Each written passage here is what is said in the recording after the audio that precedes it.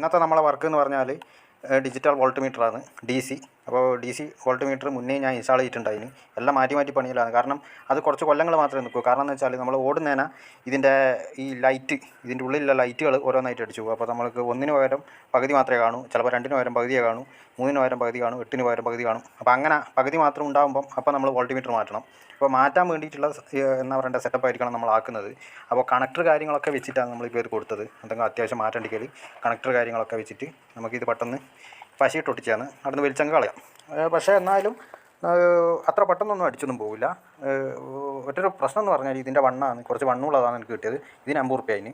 ആദ്യം മേടിച്ചതിന് 100 റുപ്യ അതിന്. അത് ചെറിയതാണ്. ചെറിയത് നമുക്ക് എവിടെ ഒതുക്കി വെക്കാം. പക്ഷേ ഫിറ്റ് ചെയ്യാനുള്ള വെച്ചാൽ നിങ്ങൾ ഓരോ സൗകര്യം നോക്കിയിട്ട് ഫിറ്റ് ചെയ്യണം. കാരണം വെച്ചാൽ നന്നായി അടുപ്പിച്ച് ഫിറ്റ് ചെയ്താൽ നമ്മൾക്ക് ഈ ഗ്ലാസ് വെക്കുമ്പോൾ ബുദ്ധിമുട്ടാവും. ഇപ്പോൾ ഈ ഗ്ലാസ് വെക്കുമ്പോൾ തന്നെയുള്ള പ്രശ്നം എന്ന് പറഞ്ഞാൽ കറക്റ്റായിട്ട് കാണില്ല, രാത്രിയെ കാണും. പിന്നെയെന്ന് പറഞ്ഞാൽ അത്ര ബുദ്ധിമുട്ടില്ല. ഇതിൻ്റെ ലൈറ്റ് എന്ന് പറഞ്ഞാൽ തീരെ ഇല്ലാത്തതാണ്. ഇതിൻ്റെ പച്ച കളറും വരുന്നുണ്ട്, അതേപോലെ തന്നെ ചുവപ്പും വരുന്നുണ്ട്. അങ്ങനെ ഒരുപാട് കളറ് ലൈറ്റ് ഇതിൻ്റെ ഉള്ളിൽ വരുന്നുണ്ട്. അപ്പോൾ എനിക്ക് കിട്ടിയ ചുവപ്പാണ്. ഇനി ഇതിൻ്റെ അകത്ത് ടൈമൊക്കെ വരുന്നതൊക്കെ ഉണ്ട്. ഞാൻ ഒരുപാട് അന്വേഷിച്ചു, പക്ഷേ എനിക്ക് കിട്ടിയിട്ടില്ല. ഇപ്പോൾ എന്ന് വെച്ചാൽ നമ്മൾ ഉച്ചക്കൊക്കെ നോക്കുന്നതാണെങ്കിൽ ഇങ്ങനെ അടച്ച് കൈ വെച്ചിട്ട് ഇങ്ങനെ പൊത്തിയിട്ട് നോക്കേണ്ടി വരും. പക്ഷേ എങ്ങനെയായാലും നമുക്ക് കിട്ടിയാൽ മതി. നമ്മൾ എക്സ്ട്രാ ഫിറ്റിങ്സൊക്കെ വെക്കുന്നതാണെങ്കിൽ ഈ ഒരു വോൾട്ട് മീറ്റർ വെക്കുന്നത് വളരെ നല്ലതായിരിക്കും. കാരണം വെച്ചാൽ ബാറ്ററി പോയതാണോ, അതേപോലെ തന്നെ ബാറ്ററി ചാർജ് കുറവുള്ളതാണോ എന്നൊക്കെ കറക്റ്റായിട്ട് പെർസെൻറ്റേജ് കിട്ടും. കുറച്ച് വലിയത് വാങ്ങുന്നത് തന്നെയായിരിക്കും നല്ലത്. കാരണം വെച്ചാൽ ഇതിൻ്റെ ഉള്ളിലുള്ള സർക്യൂട്ട് കാര്യങ്ങളൊന്നും പെട്ടെന്ന് അടിച്ചു പോകില്ല. അതായത് നമുക്ക് 12 വോൾട്ടിൽ നിന്ന് 14 വോൾട്ട് വരെ കയറാൻ വേണ്ടിയിട്ടുള്ള ആ ഒരു സർക്യൂട്ടും അതേപോലെ അടിച്ചു പോകാതിരിക്കാനുള്ള പ്രൊട്ടക്ഷനും കാര്യങ്ങളൊക്കെ ഇതിൻ്റെ അകത്ത് ഉണ്ടാവും. ഞാൻ നിങ്ങളോട് പറഞ്ഞില്ലേ, അതായത് കുറച്ച് കൊല്ലം ഇത് നിൽക്കും.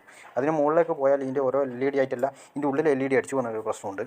സംഭവം എന്ന് വെച്ചാൽ ഇതൊക്കെ എന്ന് പറഞ്ഞാൽ നമ്മൾ മുന്നേ ഓരോന്ന് ഫിറ്റ് ചെയ്തതിൻ്റെ എല്ലാം പാടുകളാണ് ഈ കാണുന്നത്. ഈ ഇൻസുലേഷൻ ടാപ്പൊക്കെ വെച്ചിട്ട് ഒട്ടിച്ചതെന്ന് പറഞ്ഞാൽ ഇതിൻ്റെ സ്റ്റിക്കർ വേറെ കിട്ടിയിട്ടില്ല.